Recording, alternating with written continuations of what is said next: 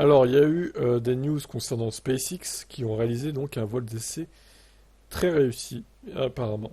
La société ayant franchi plusieurs étapes cruciales, notamment la première réalisation d'atterrissage en douceur du Super Heavy Booster et du Starship lui-même. L'énorme fusée a décollé à 8h50. SpaceX a lancé depuis sa vaste installation Starbase à Boca Chica. Il s'agit du quatrième vol d'essai du propulseur le plus puissant jamais développé que SpaceX développe pour être entièrement réutilisable. Le booster, connu sous le nom de Super Heavy, qui pour le vol d'aujourd'hui était le prototype Booster 11, a réussi son atterrissage dans le golfe du Mexique en utilisant seulement 10 moteurs Raptor. Et ce malgré le fait que l'un de ces 33 moteurs Raptor ne s'est pas allumé au décollage. Le Starship au deuxième étage, prototype Starship 29, a passé environ 40 minutes en orbite avant d'effectuer une première rentrée. Cependant, même si le vaisseau spatial a atterri avec succès dans l'océan Indien, on ne sait pas exactement dans quelle mesure la machine a réussi sa rentrée dans l'atmosphère terrestre. Mais des images incroyables des caméras du Starship alimenté par Starlink ont capturé les débris et les dommages de la fusée.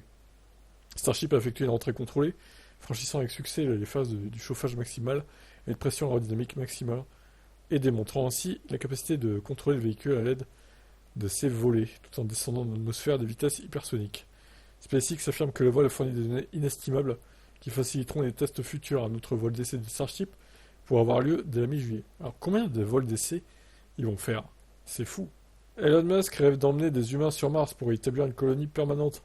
Il mise sur la réutilisation du Starship pour réduire les coûts, le temps et la complexité du déplacement des humains et des marchandises vers la planète rouge.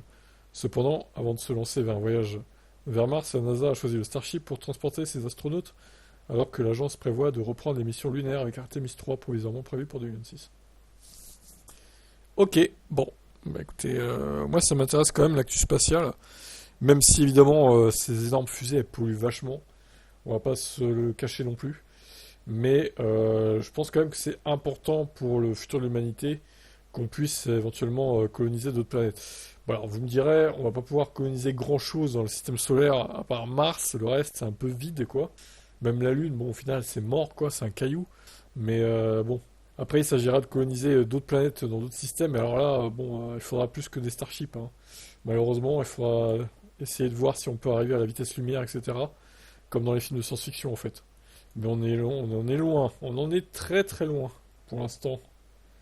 On n'est pas prêt pour ça. Bon, à voir. J'espère que de notre vivant, on pourra avoir quand même une équipe d'humains qui colonisera Mars. Bon, ça devrait pas tarder à arriver, je pense. Dans les années 2030, ça pourrait le faire, hein. Bon, je pense pas que dès 2026, ça se fasse quand même, hein. Ça me paraît tôt, mais ouais, dans 5-6 ans, je pense que c'est faisable.